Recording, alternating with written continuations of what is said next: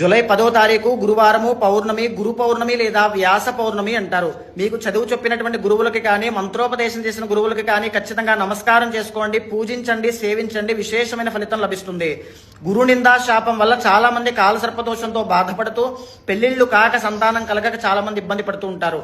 అలాంటి వాళ్ళైతే శివాలయానికి వెళ్లి మహాలింగార్చన అనేటువంటిది చేయించండి, తప్పకుండా ఫలితాలు చూస్తారు.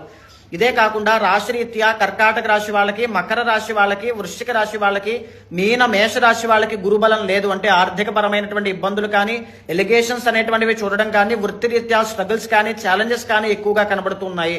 అలాంటి వాళ్ళు కూడా ఖచ్చితంగా గురుబలం పెరగడం కోసము శివాలయానికి వెళ్లి పసుపు నీళ్లతో స్వామికి అర్చించిన, పూజించిన, అభిషేకం చేసిన లేదా సువర్ణ జలాలతో స్వామికి అభిషేకం చేసిన వీళ్లే కాదు, ఆర్థిక సమస్యలు పడుతూ, రుణబాధల్లో ఇబ్బంది పడుతూ, పెళ్లిళ్లు కాక ఇబ్బంది పడుతున్నటువంటి ఏ రాశి వాళ్ళైనా ఈ రోజున జాతక పరిహారములు అనేటువంటివి ఆచరిస్తే తప్పకుండా శీఘ్రంగా ఇమీడియట్ రిజల్ట్స్ అనేటువంటివి కనబడతాయి.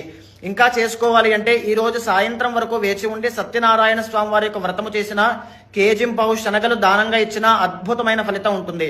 నేను ఒక మంత్రాన్ని పెడుతున్నాను. ఆ మంత్రాన్ని ఆ రోజున గురు పౌర్ణమి రోజున 108 సార్లు జపం చేయండి. గురుబలం పెరిగి ఆర్థిక సమస్యల నుంచి, ఆరోగ్య సమస్యల నుంచి బయటకు వస్తారు.